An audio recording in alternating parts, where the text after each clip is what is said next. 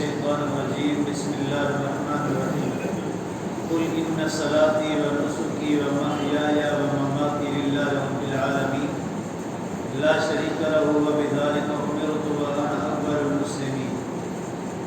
ایک صحابی رسول نبی کریم صلی اللہ علیہ وسلم سے سوال کرتا ہے الرجل یغدو شجاعۃ والرجل یغدو حمیۃ والرجل یغدو ریاء ای ذلک فی سبیل اللہ یا رسول اللہ صلی اللہ علیہ وسلم۔ تین قسم کے آدمی ہیں۔ ایک آدمی جہاد کرنے جاتا ہے، اس کی نیت یہ ہے صرف شجاعت اور اپنی بہادری دکھانا چاہتا ہے کہ میری بہادری کے چرچے ہو جائیں، اتنا بڑا بہادر ہے، 10 آدمیوں کا اکیلے مقابلہ کر لیتا ہے، اپنی بہادری منوانا چاہتا ہے۔ دوسرا آدمی وہ ہے رجل یغدو حمیۃ، اس کو کسی قوم سے جھگڑا اور اختلاف ہے، جہاد کرنے والی قوم کے ساتھ مل کر جاتا ہے کہ موقع مل رہا ہے دشمن کو تکلیف دینے کا، مارنے کا، لڑنے کا، موقع سے فائدہ اٹھاتے ہوئے میں اپنی حمیت اور تعصب اور ضد، اپنے غصے کی آگ ٹھنڈی کر لوں۔ تیسرا وہ آدمی ہے رجل یغدو ریاء، دکھلاوے کے لیے، مر گیا تو لوگ شہید کہیں گے، زندہ بچ نکلا تو لوگ غازی کہیں گے، اس لیے جہاد کرتا ہے۔ ای ذلک فی سبیل اللہ، ان میں سے کون سا وہ آدمی ہے جو اللہ کی رضا کے لیے ہے؟ نبی کریم صلی اللہ علیہ وسلم نے فرمایا یہ تینوں، ان کا کوئی اللہ کے ہاں اجر نہیں۔ اس آدمی کو اجر ملے گا جو آدمی من قاتل لتکون کلمۃ اللہ ہی العلیٰ، جو اس لیے لڑتا ہے کہ اللہ کا دین بلند ہو جائے، اللہ کا دین پوری دنیا میں چھا جائے، اللہ کا کلمہ چھا جائے، اللہ کی رضا کے لیے جو لڑ رہا ہے اس کو اصل ثواب ملے گا۔ دوسرا سوال صحابی نے کر لیا، اے اللہ کے رسول صلی اللہ علیہ وسلم، رجل یغدو اجرا و ذکرا، ایک آدمی اس لیے جہاد کرنے جاتا ہے تاکہ مجھے اجر ملے، ثواب ملے، ساتھ نیت میں کچھ یہ بھی بات آ گئی ہے ذکرا، چلو مجاہدین کے نام، مجاہدین کی فہرست میں میرا نام تو آ جائے گا، اپنے آپ کو مجاہدین میں لکھوانا چاہتا ہے، گروانا چاہتا ہے۔ نبی کریم صلی اللہ علیہ وسلم نے فرمایا اس کو بھی کوئی اجر نہیں، کیونکہ یہ اپنا نام روشن کرنا چاہتا ہے، اجر بھی نیت میں ہے لیکن اجر کے ساتھ نام و نمود بھی ہے، ریاکاری بھی ہے، فرمایا اس کو بھی اجر نہیں۔ 3 دفعہ صحابی سوال کرتا رہا، 3 دفعہ پیارے پیغمبر یہی جواب دیتے رہے، لا شیء لہ، لا شیء لہ، لا شیء لہ، اس کا کوئی اجر نہیں۔ آخر میں آپ نے فرمایا کہ ان اللہ لا يقبل عملا الا ما ابتغی فیہ وجہ اللہ، اللہ اس عمل کو قبول کرتا ہے جس عمل میں محض اللہ کی رضا ملحوظ خاطر ہو۔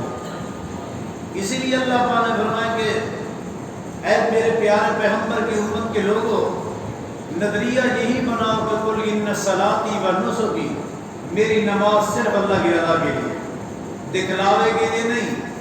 ابو دیکھ رہا ہے تو نماز پڑھ لی، ابو نہیں دیکھ رہا تو نہیں پڑھی، استاذ دیکھ رہا ہے تو پڑھ لی، استاذ نہیں دیکھ رہا تو نہیں پڑھی، معاشرے میں ہے تو نمازی ہے، تنہائی میں ہے تو نمازی نہیں۔ قل ان صلاتی و نسکی، نماز میری اللہ کی رضا کے لیے ہے۔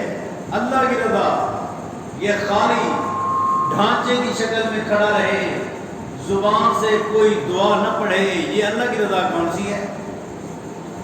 نماز پڑھ رہا ہے لیکن طریقہ رسول اللہ صلی اللہ علیہ وسلم والا نہیں ہے، وہ اللہ کی رضا کون سی ہے؟ اللہ کی رضا تو تب بنے گی جب یہ اخلاص کے ساتھ اللہ کے سامنے کھڑا ہے، دعا بھی پڑھ رہا ہے، ریاکاری بھی نہیں کر رہا، سنت کے مطابق بھی ہے۔ المصلی یناجی ربہ، نمازی گویا کہ رب سے بات کر رہا ہے۔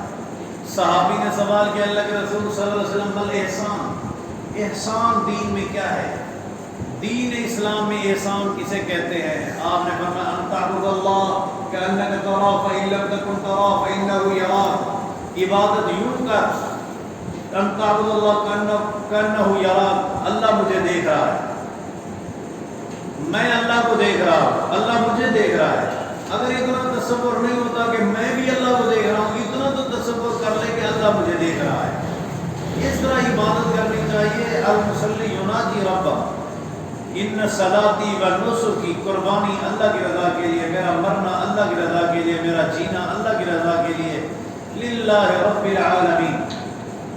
حتیٰ کہ رسول کریم صلی اللہ علیہ وسلم نے فرمایا، صحیح بخاری کی حدیث، لا یؤمن احدکم حتی تکون ہواہ تبعا لما جئت بہ، بندے کا ایمان تب مکمل ہوتا ہے بندے کی سوچ، فکر، خواہش، تمنا، آرزو شریعت کے مطابق ہو، تمنائیں بھی شریعت کے مطابق، سوچ بھی تمنا شریعت کے مطابق ہو، حتیٰ تکون ہواہ، خواہشات بھی تبعا لما جئت بہ۔ شیطان اکسائے گا تو صحیح لیکن ڈھالے گا اس طرح، مومن آدمی جس طرح اللہ راضی ہوتا ہے، شیطان کی مرضی نہیں چلنے دے گا۔ پیارے نبی علیہ السلام نے اور مقام پہ یوں فرمایا، اللہم لا تکلنی نفس الی نفسی طرفۃ عین، اے اللہ ایک آنکھ جھپکنے کی دیر بھی میرے وجود پہ میری مرضی نہ چلے، اللہ تیری رضا چلے، ایک آنکھ جھپکنے کی دیر بھی۔ اور اخلاص کی برکات بھی بڑی ہیں۔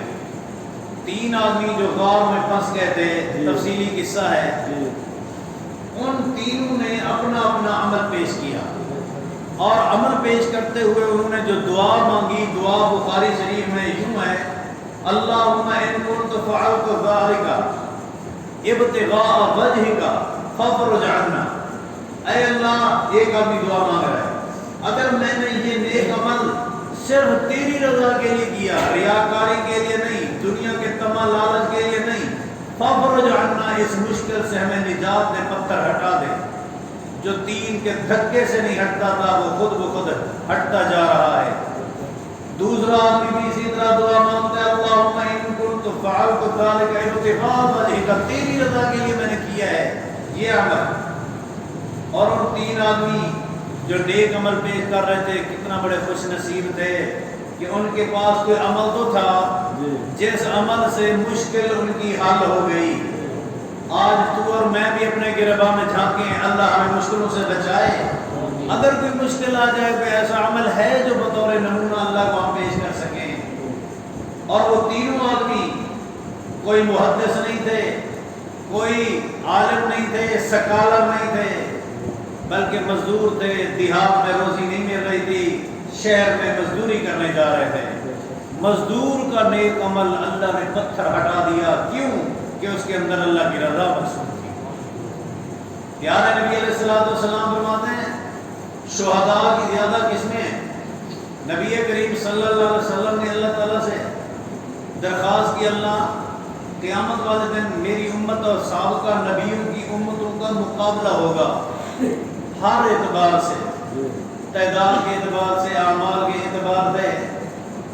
تو جہاد کرنے والے میری امت کے تو تھوڑے لوگ ہوں گے، سابقہ 1 لاکھ سے زیادہ نبی، ان کے امت کے لوگ جو جہاد کرتے رہے ان کی تو تعداد زیادہ ہو جائے گی، میری امت کے شہید کم ہوں گے۔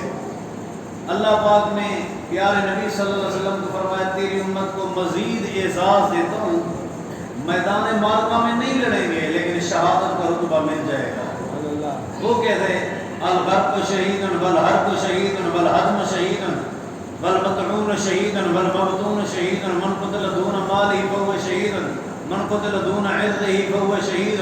یہ اعزاز ہے۔ الغرق شہید، مومن ہونے کے ساتھ پانی میں ڈوب کے مر جائے، شہادت کا رتبہ ملے گا۔ والہدم شہید، دیوار کے نیچے آ کے مرنے والا مومن، شہادت کا رتبہ ہے۔ الغرق شہید والحرق شہید، آگ میں جل کے مرنے والا، شہادت کا رتبہ، شرط مسلمان ہو، مسلمان نے جو شرطیں اس کے اندر پائی جائیں ساری۔ 3 یہ اعزاز، پانی میں ڈوبنے والا، آگ میں جلنے والا، دیوار کے نیچے جس طرح زلزلے میں بندے گر جاتے ہیں، مر جاتے ہیں، شہادت کا رتبہ۔ چوتھے نمبر پہ والمطعون شہید والمبتون شہید، طاعون کی بیماری یعنی وبائی بیماری میں مرنے والا، جس طرح آج کل وبائی بیماری پھیلی ہوئی ہے، مسلمان اگر اس بیماری میں مر گیا شہادت کا رتبہ ہے. ہمیں دعا نہیں کرنی اللہ ہمیں اس کرونا کی مرض میں موت دے، یہ دعا منع ہے. اگر آ جائے تو پھر رتبہ شہادت والا ہے، صبر کرنے والا ہے مومن کے لیے. نمبر 5 فرمایا بل مبتون شہید، وہ عورت جو پیٹ کی تکلیف میں مر جائے، ڈیلیوری کیس میں پیٹ کی تکلیف میں، مرد ہو یا عورت ہو، اس کو پیٹ کی تکلیف سے موت آ گئی، وہ بھی شہادت کی موت ہے. 6 نمبر پہ من قتل دون مالہ فہو شہید، رزق حلال کی حفاظت میں ڈکیٹ سے، چور سے لڑتے لڑتے مر گیا، شہادت کا رتبہ ہے. من قتل دون عرضہ فہو شہید، اپنی عزت کی حفاظت میں بیٹی کی، بیوی کی، بہو کی، کسی عورت کی عزت کے لیے اپنی عزت کی حفاظت میں لڑتے لڑتے مر گیا، شہادت کا رتبہ ہے. یہ سارے رتبے اپنی جگہ پہ، لیکن فرمایا جو میدان معرکہ میں جا کے لڑے گا اس کا رتبہ سب سے بڑا ہے. لیکن جو میدان معرکہ میں دشمن کے سامنے لڑتے لڑتے اپنی جان کا نذرانہ دے رہا ہے، اس کے بارے بھی فرمایا من کم من قتیل بین الصفین اللہ اعلم بنیتہم، دشمن کی صف کے سامنے لڑنے والے کتنا ہی مجاہدین شہادت کا رتبہ پانے والے، اللہ ان کی نیتوں کو دیکھے گا. اگر نیت میں اخلاص ہوگا، اللہ کی رضا ہوگی تو شہادت کے رتبے پہ جائیں گے، ورنہ شہید لوگوں کی نظروں میں ہوں گے، اللہ کے ہاں وہ شہادت کے رتبے سے محروم رہیں گے. اخلاص سے نیت نہیں. جہنم کو سب سے پہلے 3 آدمیوں سے بھڑکایا جائے گا، 3 قسم کے آدمی سے. عالم دین، قاری قرآن، جو دنیا کی غرض سے علم پڑھتا بھی ہے، پڑھاتا بھی ہے، سنتا بھی ہے، سناتا بھی ہے، سب سے پہلے اس کو جہنم میں، کیونکہ تجھے اللہ کی رضا بھی پسند نہیں ہے. مجاہد جس کا نظریہ یہ تھا کہ زندہ بچ نکلا تو غازی کہلاؤں گا، مر گیا تو شہید کہلاؤں گا، حکم ملے گا اس کو گھسیٹو اور جہنم کی آگ میں ڈالو. تیسرا وہ آدمی سخی، اللہ پوچھے گا کیا کرتا رہا؟ سخی کہے گا اللہ تیرے نام پہ خرچ کرتا رہا تھا. اللہ جواب دے گا کذبتا، تو نے جھوٹ بولا ہے. فتقول لهم الملائکۃ کذبتا، جامع ترمذی کے الفاظ ہیں، فرشتے بھی کہیں گے کہ جھوٹا تو جھوٹ بول رہا ہے. حتیٰ کہ اللہ پاک فرمائے گا کہ تم نے تو اس لیے سخاوت کی لیقال لک انک جبار، لوگ تجھے سخی کہے، وہ تو کہہ دیا لیس لک من عملک عندی من شیء، تیرے عمل کا میرے پاس کوئی اجر نہیں. اصحبوا بہ الی النار، گھسیٹو اور جہنم کی آگ میں ڈالو. یہ تینوں کے ساتھ یہی واقعہ ہوگا. عالم ہے یا غازی شہید ہے یا سخی ہے، تینوں کے ساتھ یہی معاملہ. اگر اخلاص نیت ہے تو چھوٹا سا عمل بڑا بن جاتا ہے. ان اللہ یربی صدقۃ احدکم کما یربی احدکم فلوہ، ایک کھجور کا دانہ تم نے اللہ کی رضا میں دیا، ایک کھجور کا دانہ کتنا قیمت ہے، کتنا وزن ہے. اللہ اس کو ثواب کے اعتبار سے اتنا بڑھاتا ہے، اتنا بڑھاتا ہے. جس طرح تو اونٹنی کے بچے کو پالتا ہے بڑا ہو جاتا ہے، گھوڑے کا بچہ پالتا ہے بڑا ہو جاتا ہے، تیرا وہ ایک کھجور کا دانہ دیا ہوا اللہ کے نام پہ احد پہاڑ کے برابر اجر بن جاتا ہے. اخلاص نیت ہے، اللہ کی رضا ہے. اور اگر اخلاص نیت نہیں، احد پہاڑ کے برابر سونا بھی خرچ کر دے، فلا نقیم لهم یوم القیامت وزنا، ترازو میں تولا ہی نہیں جائے گا. حل اتاک حدیث الغاشیہ وجوہ یومئذ خاشیہ عاملۃ ناصبہ تصلی نارا حامیہ تسقی، یعنی قیامت والے دن عمل کر کے ایسے لوگ بھی آئیں گے جن کے سجدوں کے نشان چہرے پہ نظر آ رہے ہوں گے، اتنا عبادت کر کے تھکے ہارے، لیکن قیامت والے دن تسلی نارا حامیہ، دہتی ہوئی بھڑکتی ہوئی آگ میں ڈالے جائیں گے. وجہ کیا ہے؟ کہ اخلاص نہیں. غالباً امام احمد بن حنبل رحمہ اللہ کا قول ہے، فرماتے ہیں کوئی عمل کرنا ہو تو عمل کرنے سے پہلے اپنے دل سے پوچھیں کہ دل کا رخ کیا ہے. اگر وہ ریاکاری کی طرف جا رہا ہے تو رخ کے دل کی اصلاح کریں، پہلے دل میں اللہ کی رضا لے آئیں کہ یہ عمل میں اللہ کی رضا کے لیے کر رہا ہوں، تو انشاءاللہ وہ عمل آپ کا قیامت والے دن مفید ثابت ہوگا. ورنہ اگر اخلاص سے نیت نہیں ہے تو وہ عمل قبول نہیں. اللہ نے فرمایا قل ان صلاتی، میرے پیارے پیغمبر اگرچہ تو نبیوں کا سردار صحیح، صاحب لواء الحمد صحیح، ساقی کوثر شافی معاشر صحیح، لیکن امت کو بتا دے میں نبی کی ان صلاتی، میں نبی کی نماز بھی صرف اللہ کی رضا کے لیے ہے، ان صلاتی و نسکی، قربانی میری بھی اللہ کی رضا کے لیے ہے۔ یہ نہ ہو کہ قربانی کرتے وقت دل میں یہ خیال ہو کہ میرے ساتھ رہنے والوں کی قربانی کم اور میری قربانی ان سے بڑی ہو، کہیں دل میں یہ ریا شیطان ڈالنے کی کوشش کرے گا، آنے نہیں دینا۔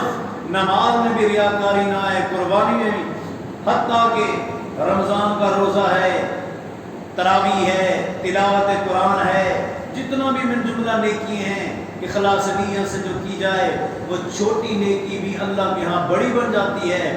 اگر اخلاص نیت نہیں، بڑے سے بڑا عمل بھی اللہ کے ہاں اس کی کوئی حیثیت نہیں۔ اللہ سے دعا ہے اللہ ہمیں اخلاص نیت نصیب فرمائے۔